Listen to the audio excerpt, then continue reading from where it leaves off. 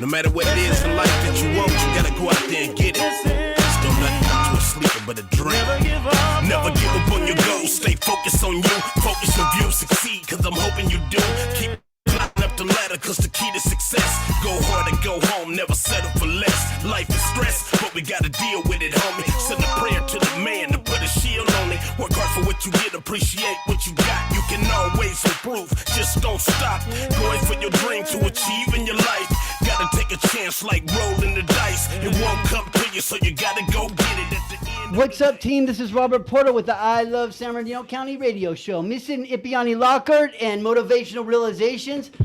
Man, I can't wait for the energy of positive thought to be back next week. But he will be, and we'll see him then. Oh, actually, wait. Is next week Memorial Day? Yes. Whoa, wait, we do have a day off. So then we'll see him the week after that. And I believe that's June 2nd. And we have Supervisor Baca coming on that day. Nice. So it'd be a really nice show. But today we have, of course, Eric hiding out, engineer in the background here, doing all good. And would we have our co-host today to help me out, Tanya Hensley from Talk of the Town. Tanya Rhodes Hensley, how you doing? And today we have Kai King from Stronger Together, and is the Pulse the same thing? Or They are. Okay. So we're Stronger Together, and that's the main organization. Mm-hmm. And then the Pulse is the new space that you have downtown. Yes, sir.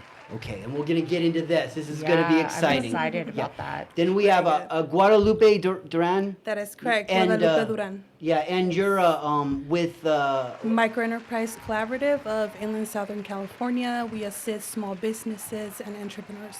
Cool, and we'll get into some of those things that you provide for small businesses. But first, I would like to mention our sponsors, Golden Pizza and Wings.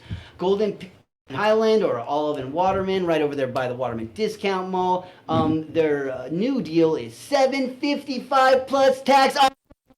Me and Eric will eat that large pepperoni or large cheese pizza if you bring it to us right here at the station. True, right? he's right. So head on over there, get that $7.55 plus tax, and maybe get me a chicken salad too if you're at it. And bring it on over here to the station. We'll love it. You want to help your kids out on a Friday, just get them some good food so they can go play video games. Get them a pizza. Definitely. Yeah, head on over there and get them a pizza. You want to come on in here and treat Eric, our engineer, like a king? Bring him 2 pizzas. Please, I'm begging you guys. And a soda. And please head on over there and visit Ted. He's a good man, and we do appreciate all the help they provide our show. PAL Charter Academy over in Muscoy, middle school, high school, and summer school. So right now they just did their graduation, so moving into summer school. But PAL provides the high quality instruction every child deserves. More information at info at palcenter.org. Info at palcenter.org, or call 909-887-7002. Now give a call over there, and they have an incredible program team. I'm talking they've brand new automotive, audio visual, weight, brand new field, exercise, cooking. I mean, I'm trying to think of all the different things we're doing there. Plus, on the weekends, they often have a food bank for the community to come through. So they do a lot with students, and then they're building up Muscoy, making that area just look so beautiful and a place kids really want to be to go to school. Kind of fun there too, because they have like all the amenities of it looks like Beverly Hills, man. Right. So if you're interested in and maybe your kid needs a little extra, like there are kids that need extra, and maybe they are the type of kid that sometimes gets a little mind excited, and they need to sit in the rec room and in the chair and put their feet up and talk to a counselor. Nice. And if you have a child like that, this is a perfect place for you. They have smaller class sizes, able to focus on the kids, give them more one-on-one attention. It's just a completely different environment. And why am I putting so much time in it? Not just because they're my sponsor, because I've seen what they're doing, and I'm like, wow. Like, I didn't really understand charter schools before. I thought, like, they kind of sometimes make them portray like they're taking away from public schools. Right. But what I realize is the public schools aren't for everybody. There's Right. gotta be other things. Even homeschool. Now I realize you gotta do it all, man, because some kids will excel in other things. Right. right. Yeah. Right. So, if you're interested in giving your kid a head start, or you want, summer school is not just for the bad kids, right? You can No, also now it's getting ahead. Yeah, and also it's fun, right? You Right. can have fun being social during summer school. So, enroll your kids in some summer school. Now, I'd like to mention our I Love San Bernardino standout of the week. Whoa. Uh-oh. I accidentally left the audio on my phone. I'm sorry about that, T. That's okay. Man, are you allowed to say brain fart on the air? I believe you are. And Okay. now that I know the notification's on, I just want to send you text messages the whole show. It's called okay. flatulence, Okay, there Robert. you go. Okay. I'm sorry. Michael Segura from the Garcia Center for the Arts, the current the director over there, is the current I Love San Bernardino standout of the week. Awesome. And I want to thank Michael for all his hard work in the community, especially with the arts. And then, of course, his wife Miriam and their team. They're from San Bernardino. They love it. Michael went away to school, got his master's degree, came back to San Bernardino, right? That's what we need. We need people that go out to school, go out and get that experience, go start a business somewhere, then come bring it back here. Help us rebuild, team. It takes us coming back, and we can do it. We can do it together. So I want to talk about that a little bit, just a skosh. One of the things, and Michael's a great example of that and what you said, but there's so much more that goes with it. And what I mean by that is it's the heart. Because I've seen people like you and I, basically all of our lives, maybe a little bit of time away. I lived away for some elementary years and college years and came back and did and do for our city. But I think people that come here and fall in love with San Bernardino, and I can name some that have really made huge differences. Mike Gallo was one. He wasn't from here, but by the time he lived here, he did more than 1,000 people that are from this area. And still, those fruits of his labor are bearing results. Absolutely. And so I think a big part of it is that heart, that love we have for San Bernardino. And Well, that's why we do what we do, right? We're Right. like the biggest cheerleaders in town. Yep. And, Hearts find hearts. I say that. It's true. It's so true. All right, and thank you, Michael and Miriam. And I know it's not going to be easy restarting all the work over there at the Garcia Center for the Arts and turning it into your new vision as the new director, right? We're going to be patient with you and look at and see all the incredible stuff that you're coming up with. I already noticed he has a weekly what's going on in the weekend post. Okay. That's awesome. Nice. They're doing a lot with the community garden. I just think that space in itself is going to be able to blossom, and maybe we can work with other groups and spaces in the community, right? For sure. Yeah, I mean, because this is how we're going to build San Bernardino back, is through teamwork. There's been enough of this, I can do it on my own, or I'll get there on your back and then not work with you anymore. That's just, there's too much of that stuff. That's all going to end now when the money's gone. Now the free money's gone, only the people that really work hard are going to have those non-for-profits, right? Only the people that can prove the data with their actual financials laid out, proving that they can bring in a matching sum. All these things, because the grants are going to dry up. Federal funds are gone. Right. So it's going to be up to Cali to handle it. Well, Cali's got a deficit. So where is it going to come from? All the special stuff, that we love, right? So we got to be prepared for this. But by working together, it gets a little bit past that possibility of maybe losing out a whole team. Because if you lose your organization, that just hurts San Bernardino. If you lose your space and everything because you don't have the money, right? That's why if we work together, there's a better chance that we'll be successful. So I'm building us up now. We got to work together. Well, you got something to add? Do. Yes. Of just working together and what it landed and where it's going. Okay. So, we had Love Your Block come out recently, the grant. Yes, and you did a lot of work with that. I did a lot of work with that, and I received the top funding to do a mural up at Western Regionals. And partnering with Western Regionals, they're matching the funding.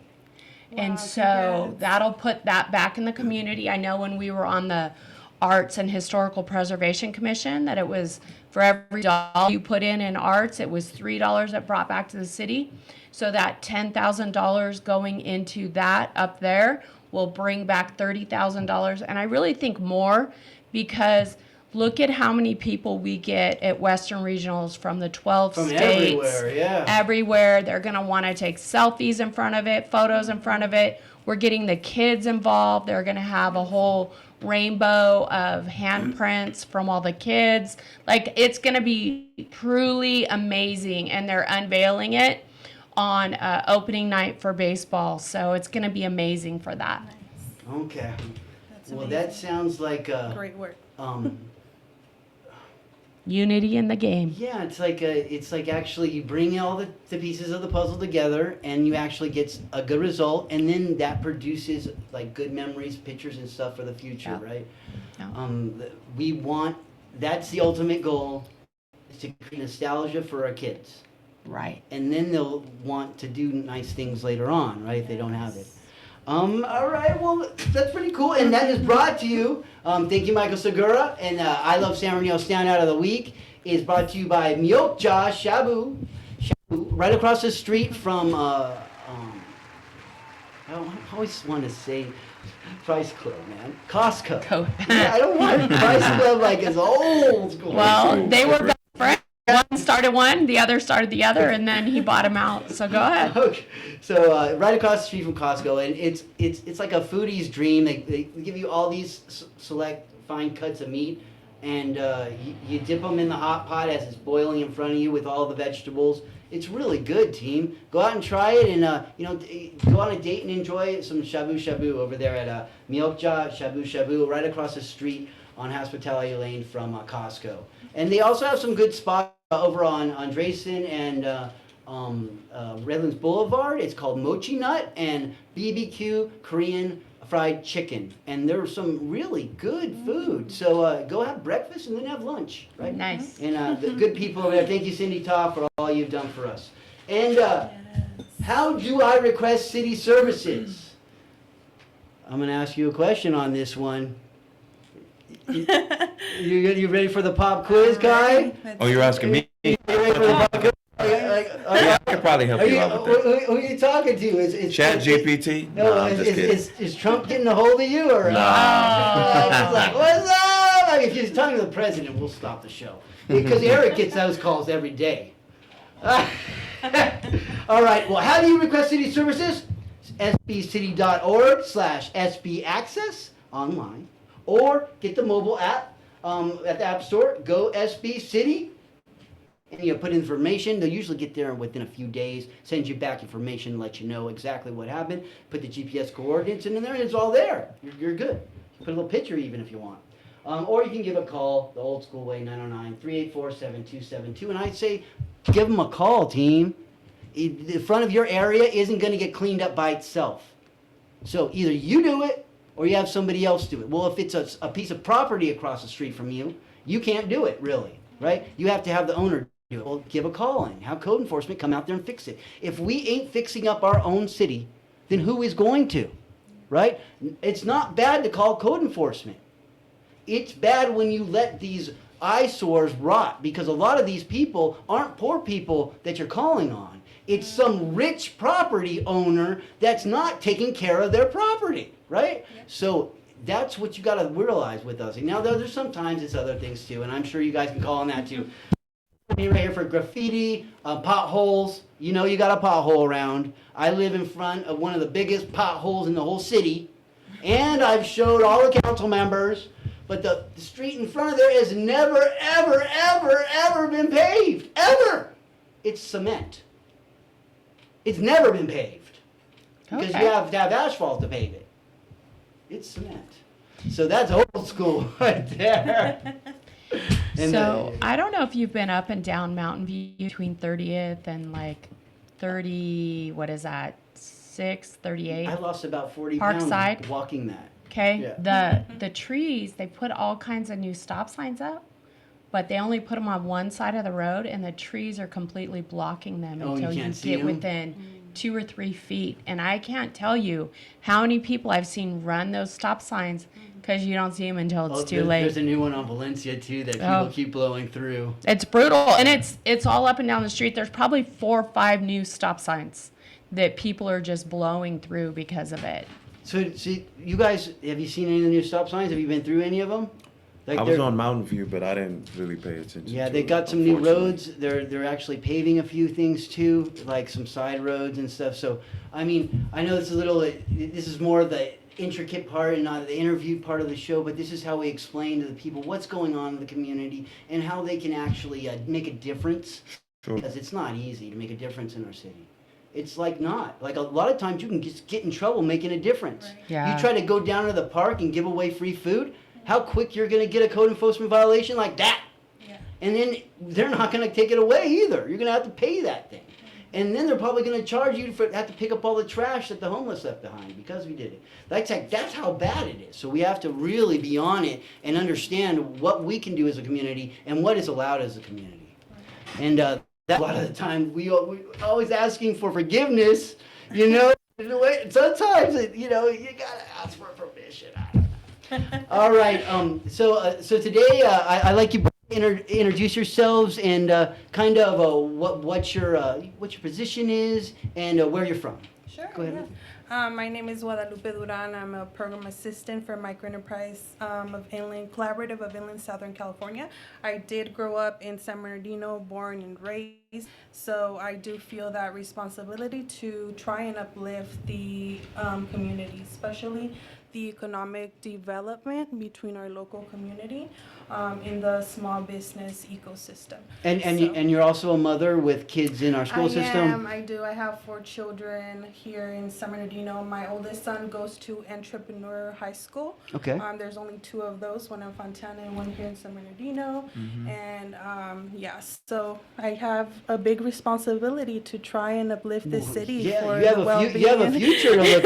Definitely. Definitely, yes. Mr. King. How's it going? Kai King of Stronger Together Now. I love calling him Mr. King, man. All right. And yeah, we've been in the city for now 5 years. We started. Is this your third or second time on the show? This is my second time. It's the second time, okay. Yeah, so we were actually on his show when he was at the old spot. Out in Redlands, Right, we were at the old was spot. that just after COVID or? Roughly, Roughly, maybe a year or so, Yeah. right after COVID. And we're talking about just our new space and also the things that we're trying to do in San Bernardino. We're and actually in what's the your school district. What's your? I'm the CEO and co-founder of And Stronger Janelle? Together Now. She's a CFO. CFO, okay. And you started this project together. Is there one more partner? No, or Okay, she's okay. a COO. Okay, Sorry, okay. sorry. She's a COO. COO. Oh, COO, okay. Sorry, but and yeah. you guys been working together for a long time. Yeah, we've been working for about 5 years, and now Congratulations. we've come back to the city because we were originally in Redlands, and we've transitioned into the school districts here. So we're actually working at a number of different schools in San Bernardino. All right. Well, we're gonna dive on into that. And what have you been doing? Who are you? Who am I? I am Tanya Rhodes Hensley, and I do several things. Born. I was born in San Bernardino, raised here. Right now I'm doing work with Arrowhead United Way, retired educator, and then whatever I can do in the community to With make it Gwen a better space. Rogers! Yes, Gwen, absolutely. shout out to Gwen. Yeah, Yeah. we love Gwen. Love Gwen. And Arlington. He's a cool dude. Yep. man. Making things happen for our city. We have a big Brave event coming up on June 7th, so I'll make sure I let her know that I put that out to the community. It's a veterans event. This will be our second one, which is our first annual, where we're bringing out services to veterans and making things happen for them if they need help getting their paperwork, housing, food. We're feeding anyone that's a veteran can come out and get lunch, breakfast. Okay, and Talk of the Town. How do they get a hold of that? Talk of the Town is on Facebook, and you can look it up. It's a page. It's not a group, so it's a little bit different. You can message me there, and I always respond. If you want me to come cover an event, you want me to come see what's going on, you want to be interviewed, make something happen, I do all of those things for the community. How do we get a hold of your stuff on social media? Yeah, we have a Facebook page at Stronger Together Now on Facebook, and we also have an Instagram page. So if you guys want to go to these right now and check them out, right? Yes, that's well, Instagram and Facebook, it would be under Micro Enterprise Collaborative. Micro Enterprise Collaborative. So with the Micro Enterprise Collaborative, your goal is to get businesses in contact with services that our local utilities provide, right? Or more than that? Well, right now we are in collaboration with Southern Edison and the Chamber of Redlands and Chino Valley to inform and educate families in regards to the Power Savers Rewards program. When families are signed up for this, they receive an extra credit on their bill during flex alerts. So what's a flex alert? A flex alert is basically when it's really, really hot and they send out a flex alert to turn off your appliances from 4 to 9 p.m. And that will save you money. That will save you money, and it will save us energy as a whole. Why? Because when time gets really hot, if we have an outage, then the people who really need the energy, like people with disabilities, right, that they need their oxygen, all that stuff, they won't be able to be serviced. So we are trying just to reserve energy as a community and educate the families to get an extra credit on their bill. Why not, right? And what Micro Enterprise Collaborative does is we connect the small businesses to resources at low cost to no cost. Maybe they need a business planning. Maybe they need to become legal. They don't know how to become legal. We can connect them with somebody. Maybe they need a tax preparation, etc. Whatever they need, we can connect them to the correct service provider that will assist them at low cost to no cost. And this is very important work because a lot of the times these small businesses are not able to thrive because they don't have the resources to be able to do so, right? And your business help connect them to those resources. That is right. So, yes. Could you help non-for-profits too? So we don't have nonprofits on our webpage right now. We have nonprofits that help the small businesses. Oh, okay. So for example, we have a 700 network base like Asociación de Emprendedoras, Accessity, AMPAC, SBDC, Women's Business Center. So all these nonprofit organizations that kind of do the same work that we do, we gather together to uplift the small business community. So yeah, that is what we do right That now. sounds. So I'm not so.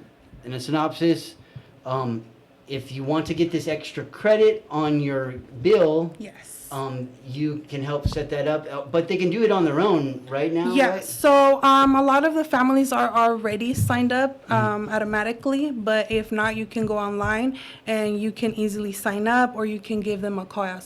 And that's your job too, is to inform people that Yes, that's there. that it's available, yes. Okay. Yes. Awesome. And your director's name? My director, Ms. Pamela Deans, she's been executive director for over 4 years with Micro Enterprise Collaborative, and we have a board of directors, I believe about 15 directors, including in that Mr. Josiah Brunty, he was working on the I Love we know My Joe. Blog. Just everybody knows Josiah. Yes, and many, cool many dude. other awesome individuals on our board. So we are just trying to uplift the ecosystem and work together to uplift the small communities. And Are you nervous? I am.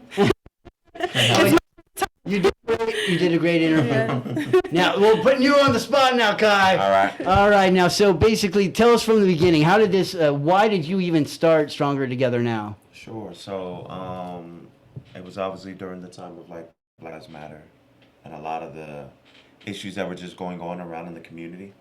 And I played basketball I still kind of play basketball, but initially I was an overseas basketball player. So once COVID hit and a lot of the things shut down, I didn't. In what country?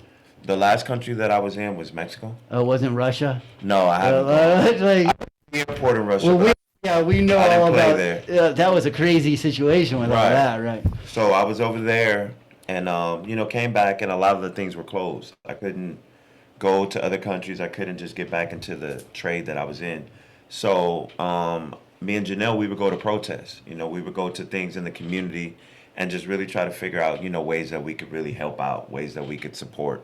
And we actually figured out that, these protests are dangerous. These protests aren't always the best place that you want to be to kind of convey a message. And so I actually looked at it as like, well, we probably should still try to convey that message, but try to do it safer.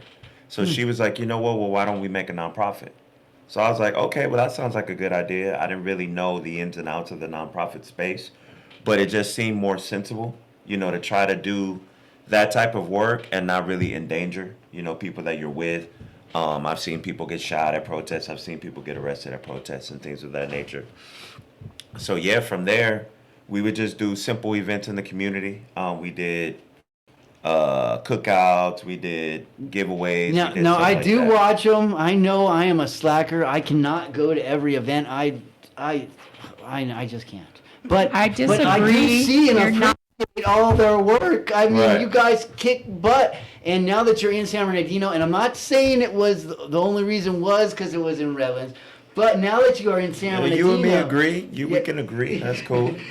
it's in San Bernardino. Like, definitely my mama can come and I'll come visit some of your events. So it'll be a lot easier for me now. So No, and full disclosure, it wasn't that we had a particular place on where we were going to go initially, but at that time, Redlands was open more. Yeah, There they were are, more. and there were more things that you could do San in that city. Bernardino needs to realize that. Right. And it's not just with that, it's with business, it's with a lot of things. Right. So we were actually able to do events at their parks. They would actually have events to where they would give us, discounts, or they would give us like support in that type of space. They would actually give us a discount in a park where, say, if we wanted to use Ed Hale's Park, they would actually give us a thing called an in-kind donation where they would give us any service that we would use in a park for free. So say if you wanted to use that park and you wanted to use it and rent it, you would have to pay for the water, you would have to pay for the electricity, you'd have to pay for the trash. So when we were doing And the permit. exactly, so when we were doing things as our nonprofit, they would give us $14,000 free in terms of services through that in-kind donation. That's So us as a nonprofit, a smaller entity, we couldn't afford that.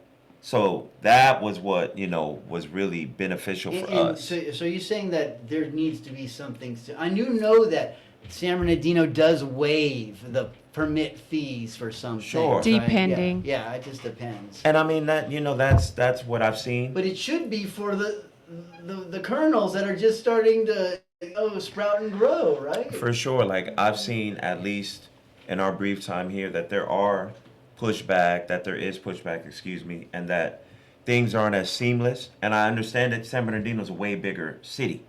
Redlands is a smaller city. So it is a little more difficult to get these things going. But as you said, if you can have those collaborative efforts, then things can kind of work in tandem. But yeah, it was easy. We would go to a city council. There's 10 people at the city council meeting, in in Redlands, versus San Bernardino. You might have 100 people or 200 people, and they might be mad. Exactly. And Everyone it's already has too something late they wanna to talk be about. mad by the time they're mad. You know Right. what I mean? Like, ah. I have a question. Sure. Do you think that a lot of that has to do just with the inequality in finances in Redlands and taxes and the base, their whole tax base versus San Bernardino? Because they have a bigger budget. Oh they yeah, might their be able budget to- is They might be able completely to different. provide more freebies. I mean, it's probably multifaceted and multi-layered. You know, Yeah. I'm certainly not going to say that I'm on that end of that, but Because you want to be able to go back more. Yeah, Well, because that's awesome, and Right. that should be copied by San Bernardino. well, not necessarily. And I mean, your initial point was I'm from Rialto and I wasn't born in Rialto, but I grew up in Rialto and San San Bernardino. Bernardino County. San That's Bernardino's okay. right next door. Oh, you're in our county, dude. San You ain't getting Bernardino's away right from, next door, so I Sure. never had a problem with San Bernardino. But to your point, the things that we were doing in Redlands didn't really speak to that community. They weren't things that they really needed. Right. So coming to San Bernardino, working in the schools, doing the things that we're doing at our new space, those are things that are needed here. And I think that people just have to understand is that the area is huge, but you have to go to where you think that the services are best utilized and most needed. If you live in Redlands but want to work in San Bernardino, that's totally fine. That's not an issue. But I think people just have a kind of like a closed-minded mentality of I live in Redlands and I only want to do things in Redlands, or I live in Rialto, I only want to do things in Rialto, so on and so forth. My focus is I'm going to try to help any area in the Inland Empire that I can. But certainly, if we can help San Bernardino, it's going to reverberate and go to the other areas because that's the hub. You know, San Bernardino We're right in the center. is Yeah, the middle, yeah. and that's why we call the area the pulse. You know, it's the pulse of the area. If we can get the pulse or get the heartbeat of the Inland Empire correct, then it's going to go to all the other extremities of the area. What is your first major mission? My first major mission, Is I think it- we've is it a already. grand opening or something? I think we've already hit it. Yeah. You know, we did the soft opening. Okay. But my first focus was really, like I said, getting into the schools. Okay. You know, getting into the schools and working with these young people on a day-to-day basis. Because I don't think that people really understand the struggles that these young people go through from, you know, trying to get the proper education, to get to school. You know, we have a program that's called Canvassing. And what canvassing is we actually work with the 2 continuation schools. So through that, we actually go to their homes and check on the kids.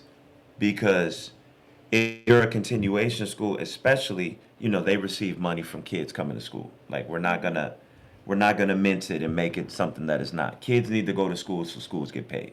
So we actually go to the homes of the kids that miss.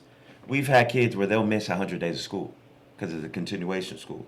So when you're like, well, how come these kids aren't getting the education that they need? How come they're not getting the support that they need? They're not going to school. What the business what you're telling me So- is exactly what Dr. Hill used to have to do. She Oh, told me that no. exact same story. She would have to go on her own to the kids, and be like, "Hey, you should come back to school," and eventually they would come back to school. I mean, that's what you need to do. That's For awesome. sure. Very needed. One of the things that I did when I was in schools, and I started at Del Vallejo, and then I Yeah, I we wrote work at it Del for- Vallejo. We're there. I wrote it for San Andreas. I wrote it for several other schools, Arrowview. We would do positive. My husband would be a principal at Okay. San Andreas. Cool. And we started that whole Growing Hope program. And so I wrote grants through the state that were positive home visits. And we would go out into the neighborhoods and meet with families, meet with parents. And I would tell them, pick any kid you want, right? It could be your worst, your best, I don't care. And that's how we started it. And then we would invite them back to the school to sit down and have a meal with the staff and the people in the home. And we started breaking down the barriers to build those relationships to get kids in school. And then when my husband was principal at San Andreas, and we were able to work with ESRI, Ed Hensley. right, within a year, those kids were presenting in front of 26,000 people and 16 countries the program that was developed and how well they were doing. As a continuation high school, they were chosen. And then we came back and did Growing Hope. Phenomenal program, right? To get kids into something to bring them through the doors. All levels of education from severely handicapped up through regular education, but to tie them in and get them coming every day. And it was starting to become a school of choice. Okay. And so looking at, and now they just got another award, model Yeah, because just because you're a continuation high school, doesn't mean that right? it has to be a bad school. No, San No. Andreas does excellent. We work Yeah. at San Andreas and Sierra, and it's Yeah. funny she said Del Vallejo, and yeah, you go to these home visits, and it's essentially just a wellness check. You know, if the parents are there, great. If the kids are there, great. And it's just let them know that we care about them. Yeah, somebody actually cares. Right. Really. Right. Checking in. And it's that connection. It's huge. You know, knocking on the doors. I could tell you stories about knocking on doors and doing home visits, you know, and when kids would come back to school, you were at my house yesterday. Absolutely. Right. Right. And walking up, are you the popo? No. Do I look like the popo? You know. Right. But that concept of once you walk in their door or you're knocking on their door, it's a whole different attitude because now they know you're going to hold them accountable. No, you're holding them accountable. Obviously, with this administration, a lot of the young people, and we've had questions to where people will ask, like, are you guys ICE? Are you guys Right. CPS? Are you guys Yep. affiliated with, La Migra, if you will? Yep. And it's like, no, we're here to support you guys. Right. If a young person broke their leg or something like that, okay, we can relay that information to the staff, to the Right. to the principals and things of that nature. If the young person is, going to have a baby, maybe they don't want to go to school. That's fine. If we can get those resources to get them homeschooling or just, try to figure out some way that we can kind of make that connection between school and student and families, it's a big difference because they're overly concerned that, the school is going to dime them out, that the system is going to dime them out and they're going to get in trouble. What's the most difficult part about getting a contract with the San Bernardino Unified School District? I would probably say just what types of services you offer. I don't think that it's necessarily difficult. I think it's more like she said, the grant writing or the proposal portion of it, and really getting it under a amount that they can service. You know what I mean? Because let's say that you start at 5 million, and then you have someone that might do it at 100,000. That doesn't mean that the services are that much different. It just means that the school might budget that more. You know what I mean? So what we're having, like I said, with the administration is a lot of these services that vendors provide are being cut because the schools are saying, well, look, we have to finance sports. We have to finance certain things that we can't lose them regardless. So, okay, if you're a vendor and, you're coming in at a price that we can afford, we'll take that vendor versus, someone that might be offering more, but it doesn't necessarily fit their budget. So that's what's difficult, I would say, more or less in San Bernardino versus Redlands is the budget. Yeah. Redlands has way more money, so they can stockpile those services into a school. So when you're asking, it's what, maybe 10, 15 mile difference, maybe less. Asking what's the difference with a Redlands student versus a San Bernardino student, it's really the money that's in the city. Because as a Redlands student, you're going to get a wellness check. You're going to get, nutrition. You're going to get information and resources around the clock. Certain schools in San Bernardino, like Aquinas, will probably get that regularly. Yeah. You're not going to get that at San Bernardino, It's gonna be Pacific, hard to get that or here. Royal Valley They- just because not, of not that they don't try. No, but they it's just not- try. It's just not they possible. try, but it's a budget. There's not enough literally money. Yeah. it's Right. literally a budget thing. So when we're going to the school board meetings or when we're talking to potential schools on we have the wellness check, we have the mentoring piece that we offer, we have all of these services. How much does it cost? Is really what they want to hear. Have you been over? Have you did any work with charter schools yet? Or We haven't gone that route just yet. So I'd go over to I'll give you a contact to Pal over there. Do that, yeah. Yeah, and talk to Mr. Radin. He's a really nice guy. And he might have a way for you guys to fit on, because I'm all about this collaboration. That's why we have this show, to bring Yep. people together, Mhm. right? And it's like I could see, because they're already working with the San Bernardino Unified School District, Right. right? I mean, so it's just if you're certified for one, you're gonna Yeah. be, No, absolutely. We have a contract for 5 years, so we can offer those services for 5 years.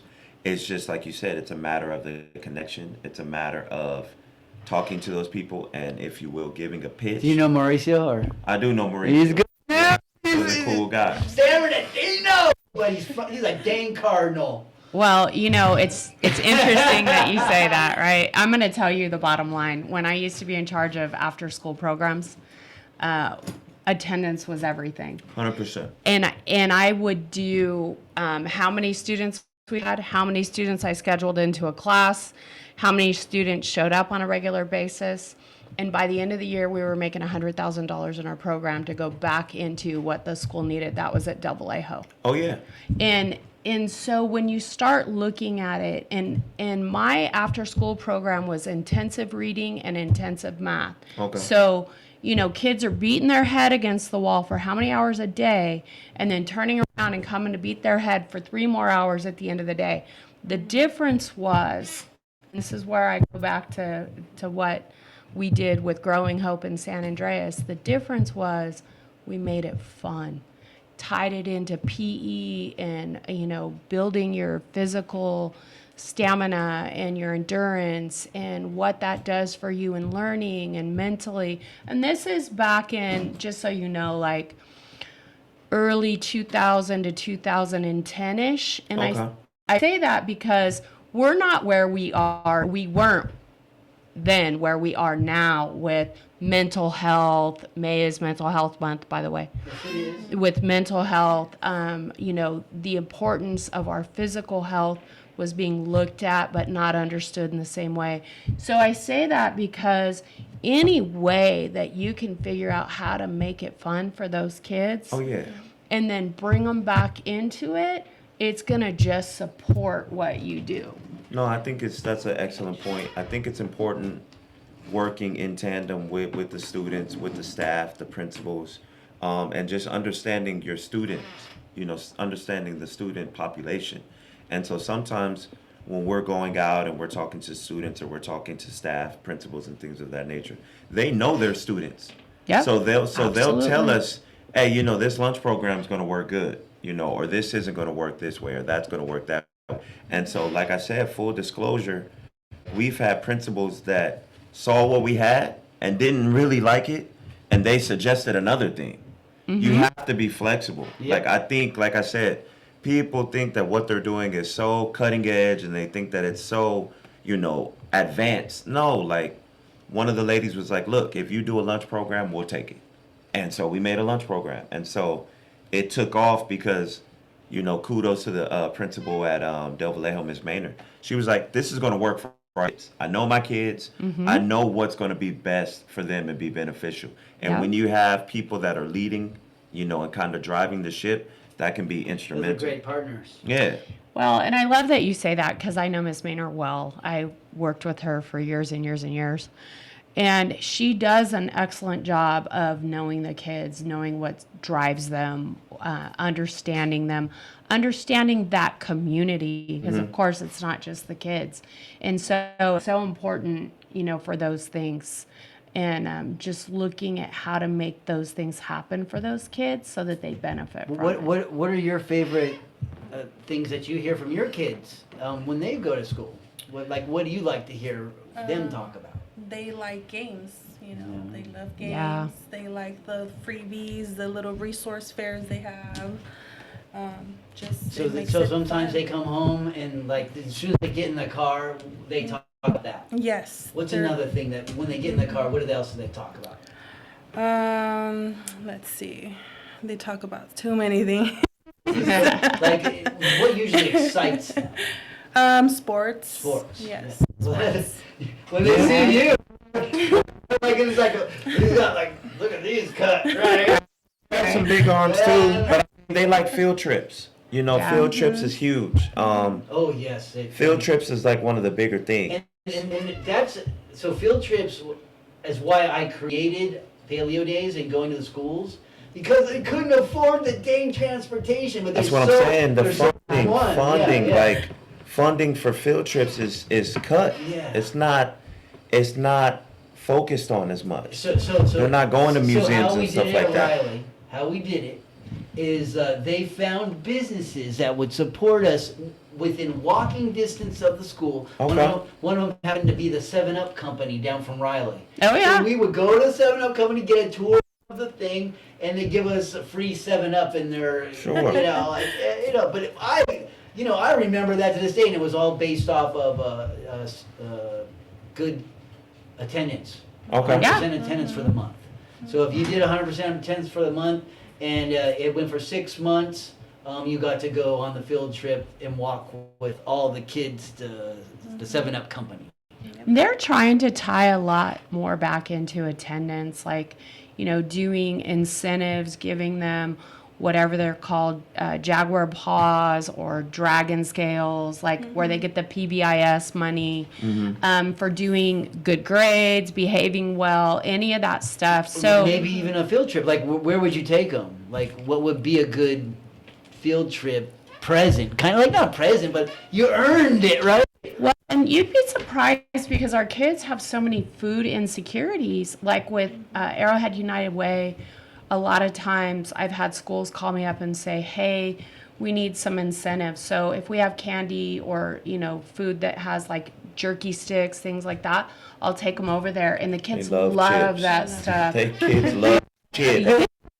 That Chips stuff. is crazy. So if you're looking at like, we don't have what we used to have, Robert, for field trips tonight. It's a little bit harder. I remember going to the Natural History Museum in LA, a Spirit, see Ken Griffey Jr., all these things. Right. And it's really taken away. That's why I mentioned about the in-home, like that's how I tried to portray my program, was like, this is an in-school field trip. Right. So I would bring all these huge tubs and fill them up with sand and all kinds of fossils, and kids would dig them, and they would go through the whole experience and have different rooms, so they weren't in the same room the whole day. They got to trade every hour to a room and different things to do. And you know what?